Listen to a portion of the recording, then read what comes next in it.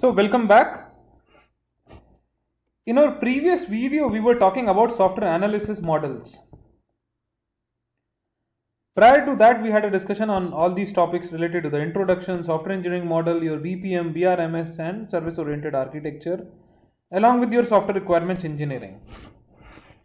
So in your software analysis model, we looked into what basically your software analysis is, why we actually need this software analysis model, then the possible software analysis models, where we said that we have the options like your data flow diagrams, we have use case analysis, we have use case activity diagrams, and then we have state diagrams as well. And we said data flow diagrams are nothing but the DFDs. In short form, we call it as use case activity diagrams. It's the UCADs, right? And then we had the option of like what all things your data flow diagrams offer, your system analysis using the DFDs. That means the software package does these things like receiving information, then processing it, then output, then writing it.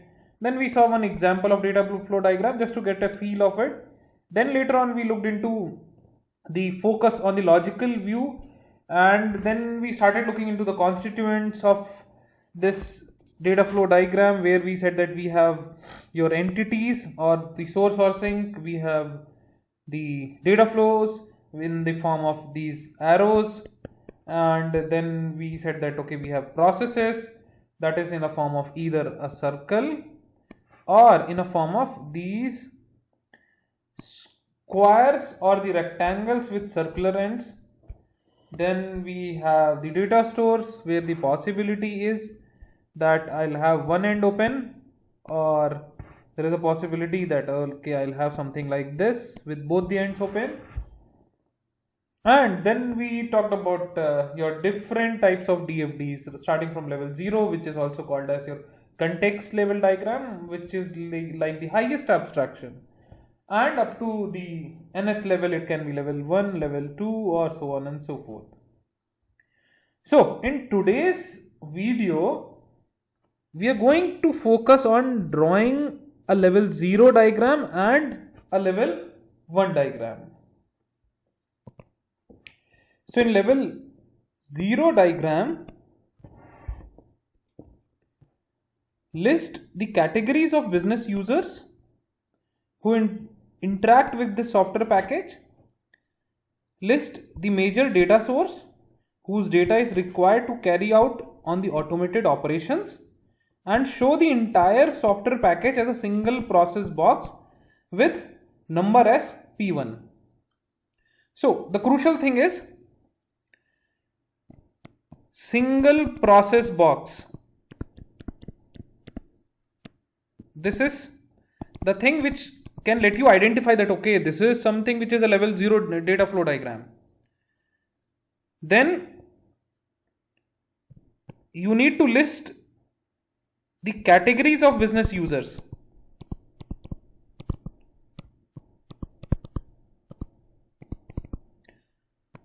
That means if suppose I am coming up with an application for a university, so it can be, let's say, student, one category. Second category can be faculty. Third can be staff. Right, so all the possible categories. I'm just taking a random example in this case. Then list. So first is your this point to be considered. Second is this point to be considered. That means single process box, then categories of business users. For example, this one. And the last one is the data stores, the major data stores, and you are good for the level 0 diagram. Right. So the third one, data store, that means whose data is required to carry on the automated operations. Three things, and we are good for this level 0. First and foremost, very crucial, single process box. Second one, the categories of business users, and the third one is data stores. So let's see a simple possible example of same loan management software package. Previously we saw this while we were getting some glimpse of your data flow diagram, but right now we are looking into this particular example, keeping level 0 in mind, right? This time what I'm doing is I'm keeping level 0 in mind.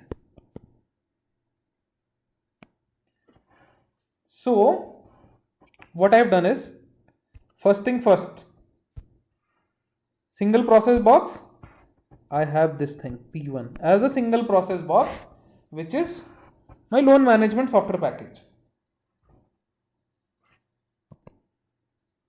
So process I'm done with. Next is categories of business users.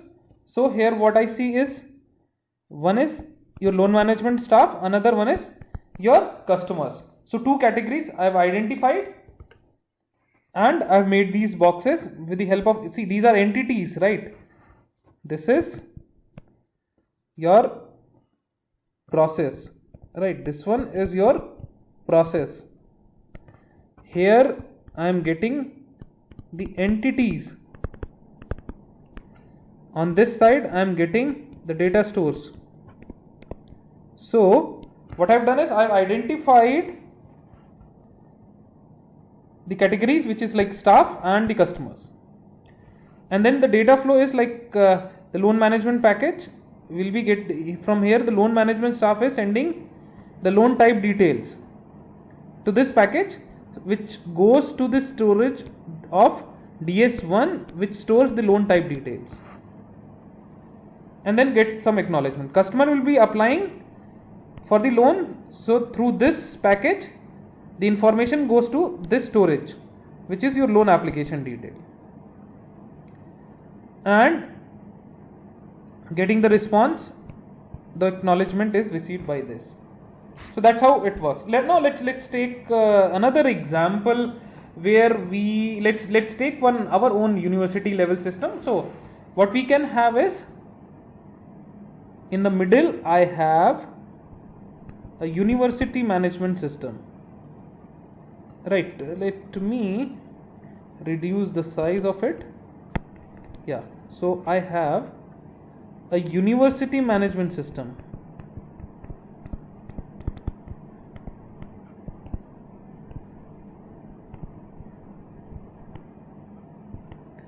Sorry, here I made a spelling mistake.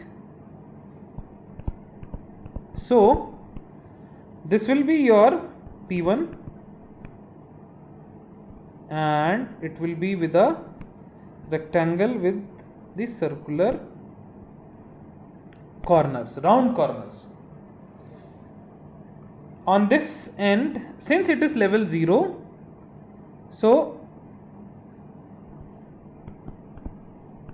what I'm doing is like I'm giving employee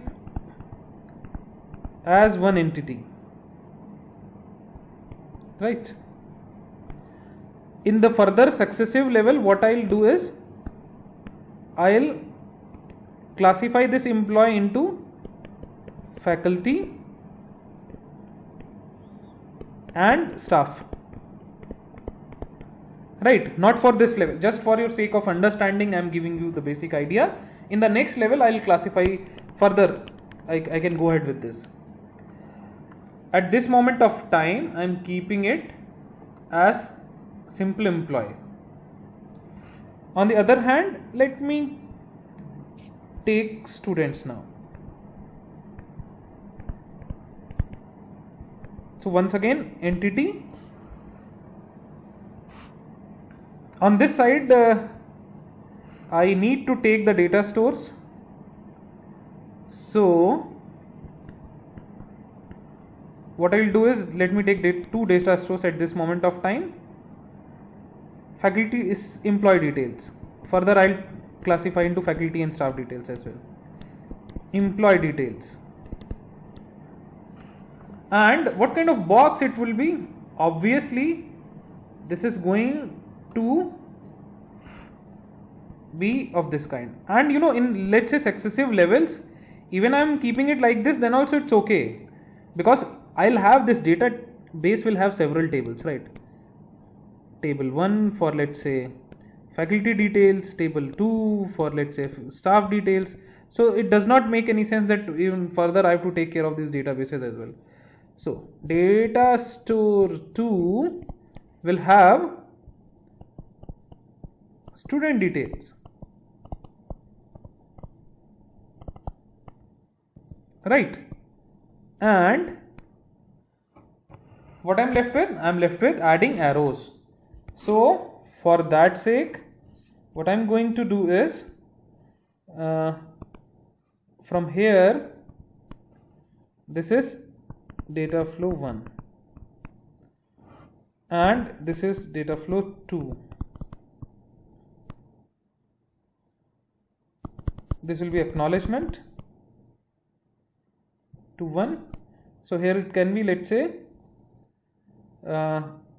student, I'm entering the grades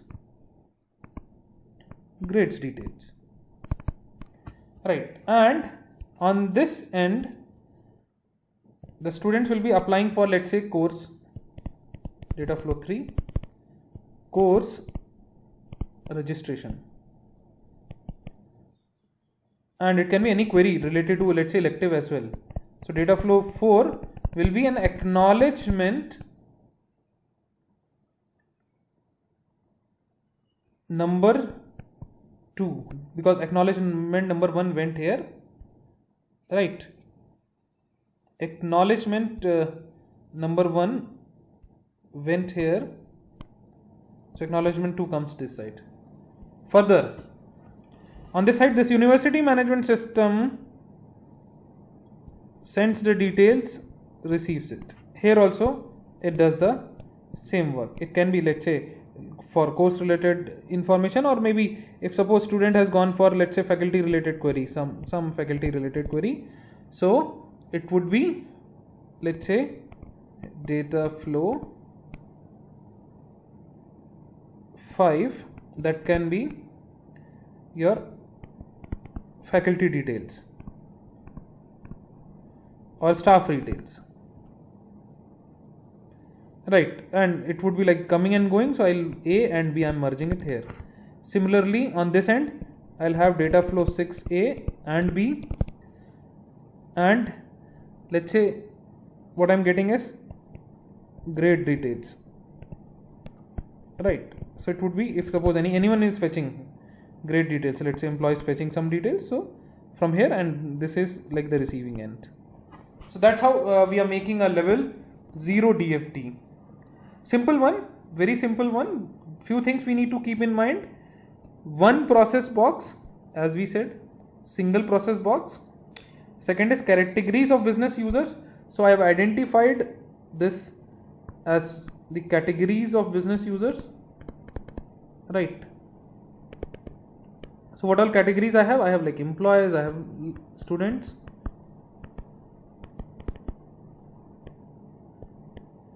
and the last one is your data stores, right? So what I am going to do is, on this end I have the data stores as well. So single process, categories of business users, and the data stores. And let's decompose this particular level 0 DFD, right? So what we have is, this is the top level, and what we have done is we have further decomposed it. How we have decomposed it is that this time I brought several users into it. This will be much more clearer when we'll go ahead with level 1, because decomposing this level 0, or maybe let's take this particular one, decomposing this level 0 DFD will take me to level 1 DFD, right? So for the further decomposition, see, as we previously studied, this is the highest level of abstraction, and based on our requirements, I'll move to successive stage of these data flow diagrams, or the levels of these data flow diagrams. So your level 0 DFD will be further broken down into more specific level 1 DFD. So from this we have obtained this, which depicts the basic modules in the system and the flow of data among these various modules. So your level 1 DFD also mentions the basic processes and the sources of information. And looking at this particular diagram, you can say that this particular level 1 DFD is having more details than what the level 0 DFD was having. And obviously this level 1 DFD will not be having as much details as level 2 DFD will have if required. So it breaks down the main processes into sub-processes. So previously we had like P1, this time what we have is, we have P1 1.1, we have P1 1.2, we have 1.3, we have 1.4. So we are breaking down the main processes into sub-processes that can be analyzed and can be improved on a more crisp level. So you can edit this DFD level 1 and make it to level 2 as well if required. Right, so based on our need, I'll be keep on moving from one level to other as and when required.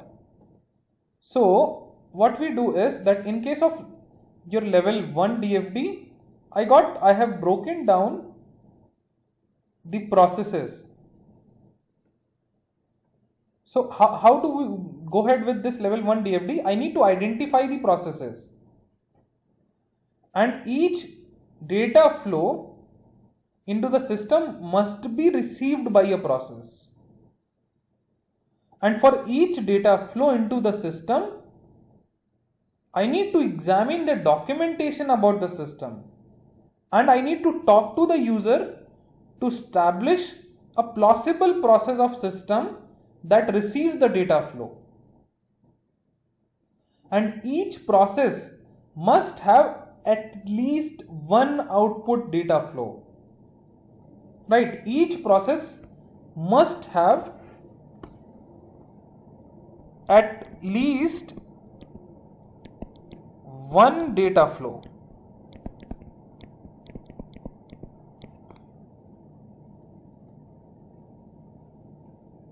That means one data flow in the output format. So each output data flow of the system must have been sent by a process only. That means your output flow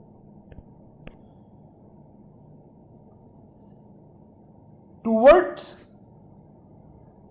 the process, towards the entity will be sent by a process only. In fact, in our previous video also we had a discussion on it, that my database cannot directly interact with my entity. So I need to identify the processes that sends each system output. Then I need to draw the data flows between the external entities and the processes.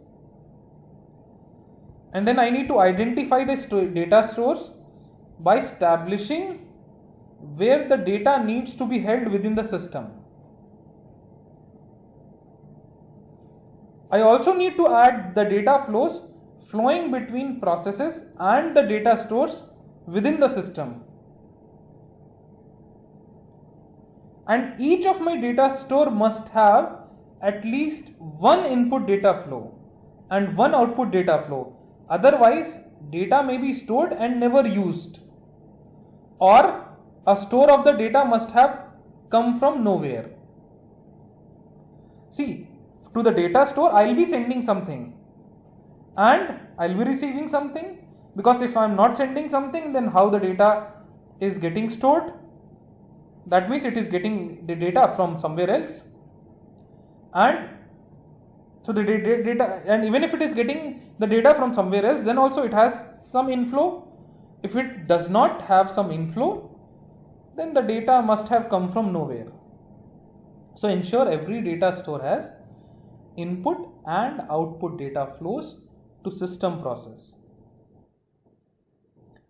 So these are the points which you need to be keep in mind while drawing the data flow diagrams.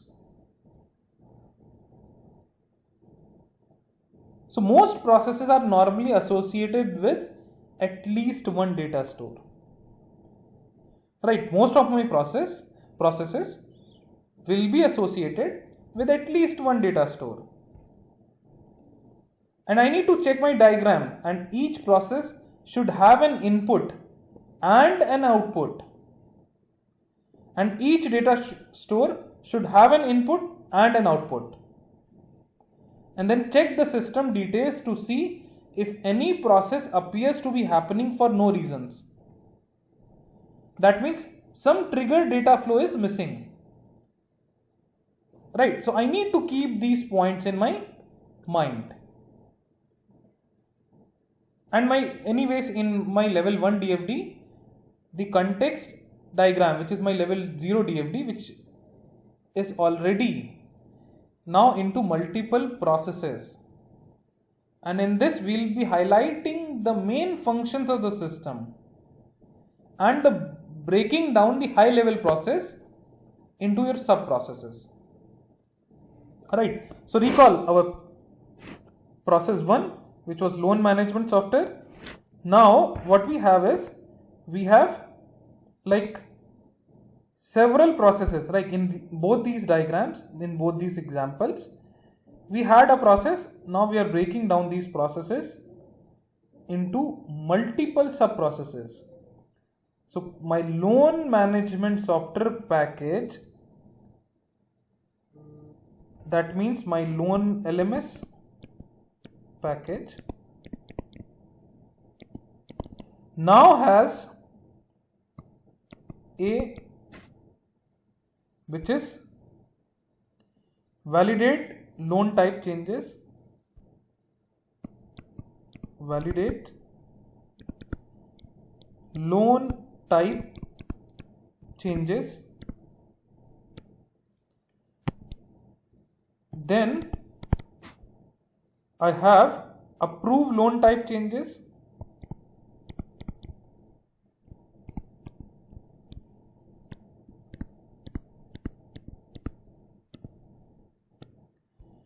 then we have validate loan application details,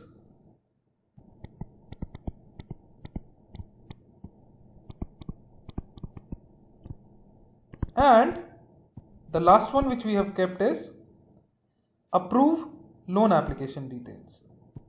Approve loan application details. So that's how a single process has been divided into 4 sub processes. So now let's see the entire details of my level 1 DFD. So on this side, previously we had staff and the customers only. This time staff, loan management head, and the customers. So I've divided this entity further as well. So staff is going to validate, customer is going to see the application detail, and data stores remains the same, these 2 loan type details and your loan applications. That means my data store are same in number. I went further divided because what I've assumed is that I'll have multiple tables, all the loan details here, all the loan applications here, the customer details also coming from here. So on this side, loan management staff has provided the loan type details, this end. So process 1 is validating that whether everything provided is correct or not, and then it goes to the loan type details. It receives the acknowledgement, and via this process my loan management staff is getting the details about the changes made. That means in the form of acknowledgement. On this end, loan management head will be approving the loan type through this particular process. Right, and once again he or she will also get the acknowledgement. On this end, I'll be dealing with the loan approval. So the loan management head is going to approve the details, approve the loans. Here also he'll receive that acknowledgement, and through this database, once again customer is able to get the loan application details and the acknowledgement whether it is approved or not. Right, so this is how we have moved from level 0 to level 1. And this level 1 can also be further decomposed and it can be brought to another level of this DFD, which can be your level 2 if required. So now let's look into the process description. So this is my unit level process description. Right, means after this diagram I need to give the details about the processes as well. So what we have is, we have loan management system where I have a data flow in, which is like, for example, data flow 1A, data flow 2A is the output. Right, so what we have is data flow 1A and data flow 1A is going to this, receiving this, right? So input and output, and process name is validate loan type changes. Validate loan type change. This is my process name, P1.1 number. Process name is validate loan type changes.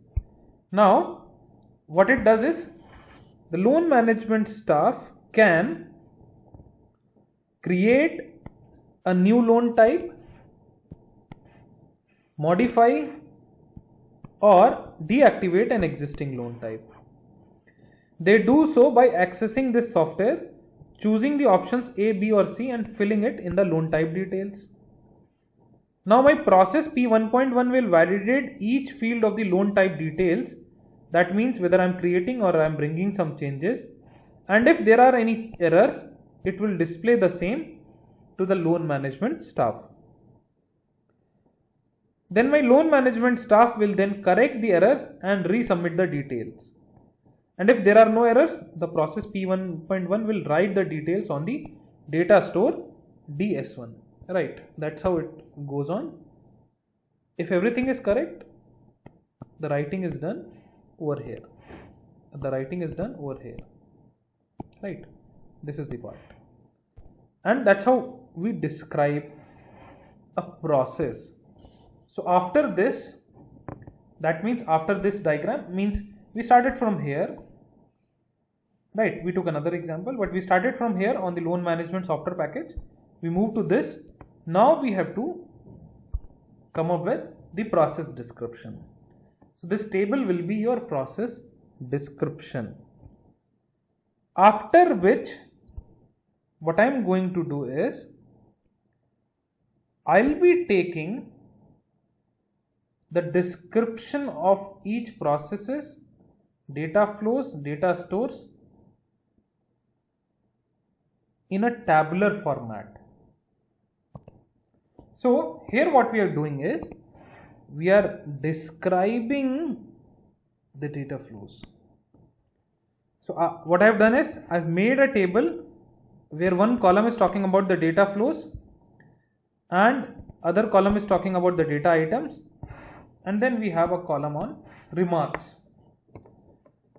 Right, so what I have is, I have data flow 1A, 2A and then 1B, 2B, all these things are there, and I need to mention the data items for these data flows. For data flow 1A, that means which is your loan type details, I have your loan type name, I have your loan type description, I have some eligibility rules and the activation details, right? So all these things are flowing through this data flow 1A. So in data flow 2A, I have the acknowledgement for 1A. That means I can have some error message, or I can have new loan type ID as a creation, right? So changes the acknowledgement. That means either I'll get some error message, or I'm going to get the acknowledgement with accompanied with a loan ID, let's say loan ID, right? This is loan, not load. So you don't have to take any load, it's taking loan, so it's loan ID. Next one is your loan approval, which also talks about this. Then it has an acknowledgement which also talks about this. So that's how you describe your data flow. Now, so what we have is, we have 4 components, right? Processes we have talked about, process description. Now data flow we are talking about. Now we are left with data stores description. So in this case, we'll talk about your data stores, all the data stores. In this example, whether we see the level 1 or we see level 0, right? The data stores remains the same. That means 2 data stores I have, and these 2 data stores, your data store 1, which is titled as loan type details, has the loan type name, the type description, the eligibility rule and the activation date. Similarly, for data store 2, I have these many 10 details about the storage, right? This one and this one. So whenever a question comes, so you have to come up with the diagram, then this descriptions and so on and so forth. Now let's talk about the quality guidelines. Of course, completeness and consistency should be there, right? Completeness and consistency should be there. Both the things should be there. In case of completeness, that means all components should be included and should be there in the project dictionary as well. See, in my dictionary, I should have the details about all these components. That means your entities, your name of the tables, your data flows and so on and so forth. Next is your consistency. So the consistency between the levels, right? Consistency between the levels includes balancing. So the consistency between the various levels, your balancing, leveling, right? Everything. That means if something is there in level 0, I need to have the detail and the further subdivision in the level 1. It should not be that the level 1 is missing entirely a particular process which was there in level 0. Now iterative nature, that means revisions are common, so it's possible, it's well accepted. My diagram should be in a way that it should adopt the changes, right? It should adopt the changes.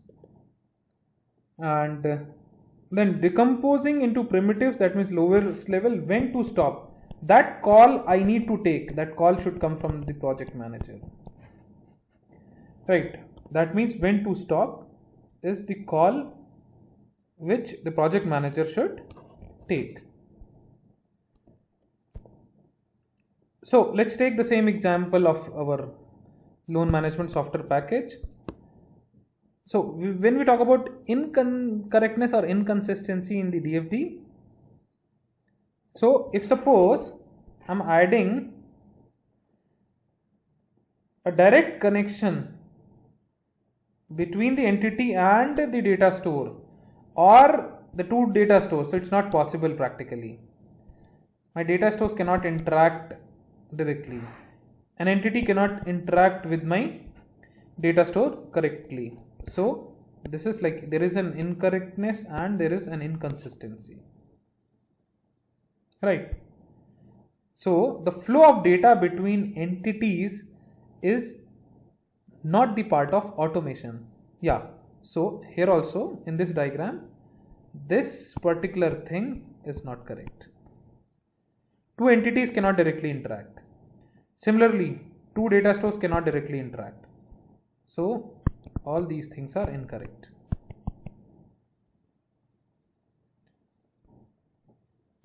Right. So how can an entity write or read the information to or from a data store without going through a software package? See, ultimate aim of my software package is this only.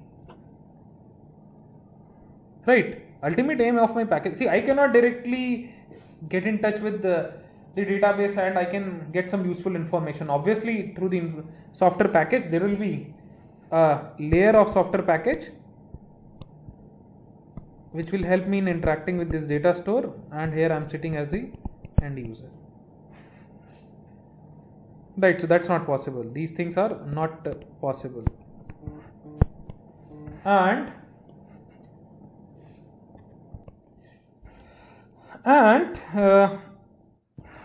similarly, can a data store only supply information without receiving it? That is also not possible, right? Recall, few minutes back we were talking about what to do, what not to do. So my data store should also receive some information somewhere, from somewhere. Can a data store only receive information and never supply? This also does not make sense until unless there is a replica, right? Separate replica. So main database is still, I have, suppose, let's say, maintain a replica, then it's possible that it is only receiving information. Then also, even in that case, for the cases like replicas, whenever I need to get the data then also from this replica. So there will always be a two-way communication, right? Receiving at the receiving end, and so data store will be receiving some information and will be sending some information. It will not be a single arrow. If suppose you have a single arrow, then also it's not correct. So I need to have two arrows here, right? Any if suppose there is some process, so I need to have, let's say here I have a process P1, let's say, so there will be two arrows, not one. And of course not correct, there will be some process in between. And can one data store write application details onto another data store without going through a software package? Right. So this thing, once again, not possible. I need to have a software package in between, then only there can be a possibility, right? I guess you might have never heard about two databases interacting without a software layer in between, right? So this was all about your incorrectness or inconsistencies in our DFD. In our next video, we are going to talk about the data flow diagram, your object oriented analysis, where will look into a very interesting part as well. So there we'll talk about your use case approach, and then we'll look into your object oriented analysis design, which is your use case diagrams, and your UCATs, your use case activity diagrams, right? So this is like a foundation of going ahead with calculating the efforts as well. So these things are like something which are very interesting. So let's finish this particular topic, that I need to have a correct and a consistent data flow diagram, right? So there should be a consistency, there should be a completeness, and it should be iterative in nature. That means your revisions are always acceptable, right? Because from these diagrams I'll be able to identify that, okay, my system needs some changes. So for that sake, I need to have some amount of scope where I can adapt these changes, right? I can have these revisions possible. There is something a very interesting, which is your HIPO diagram. Right. So what HIPO stands for? It's hierarchical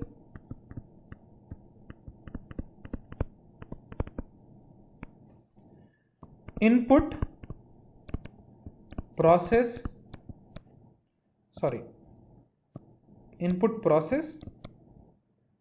output. Right. So HIPO, that means hierarchical input process output diagram. So this is nothing but a combination of two organized methods to analyze the system and provide the means of document.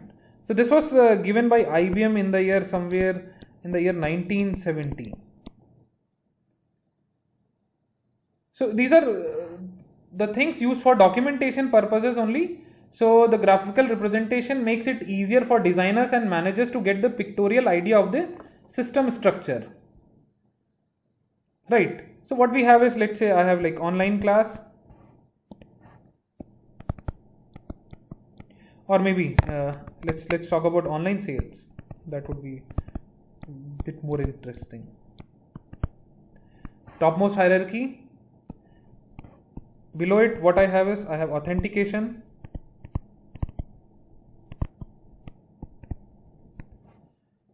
I have my inventory check,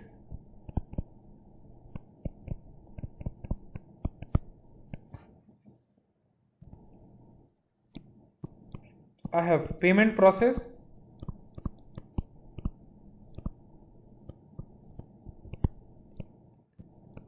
then I have like dispatch.